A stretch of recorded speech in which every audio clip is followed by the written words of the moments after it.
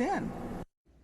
Joining us now, Curtis Ellis, the current policy director with America First Policies and former senior policy advisor to President Trump. Curtis, I hope you had a wonderful July 4th weekend. I'm sure you tuned in and watched the president's speech, but if you didn't watch it, you might have a different take on what actually was said if you're just reading the New York Times and Washington Post headlines. Yeah, you certainly would. I don't know what speech they watched, or I don't know what they had in their ears, whether it was cotton or earplugs.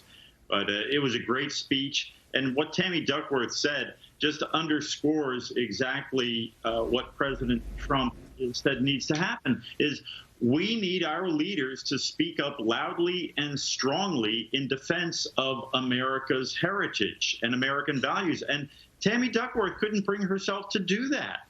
It's amazing. Every time we talk about whether it's the protests in the street or police practices, you hear everybody make, properly so perhaps, the obligatory condemnation of the murder of George Floyd. Where's Tammy Duckworth's obligatory defense of free speech, obligatory defense of American values, of liberty, of our founders?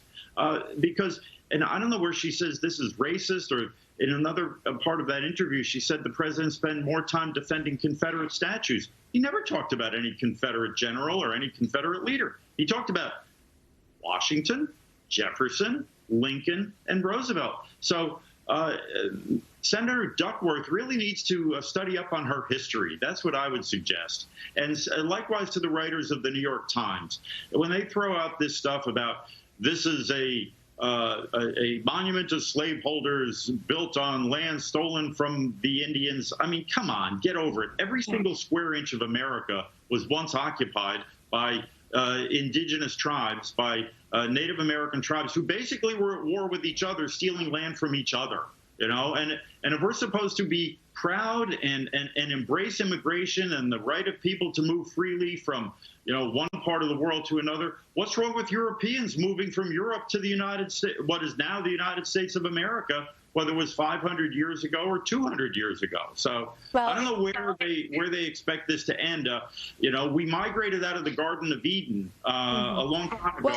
Well, when President Obama visited Mount Rushmore before, it wasn't controversial. In fact, it was shown as a very American symbolic move to do so. He was photographed in front of it.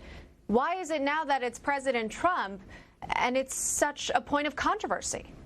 You know, this is just the latest example of Trump derangement syndrome. If President Trump does it, it must be wrong. And it's not just wrong. It's like horrible wrong. It's like, so now the media has invested, present company excluded, I'm not talking about Newsmax TV, but the corporate media was so invested in this Russia collusion thing that they can't back down off that. So now, in order to sort of defend that, it's like, well, all of America is bad. And President Trump speaking of Mount Rushmore is bad, and Mount Rushmore is bad, and America is bad. And they're trying to really, they've invested themselves with this whole, basically a Maoist interpretation of history and culture. It's very bizarre. It's very, and you've got corporations backing it, funding these people. It's very, very strange situation.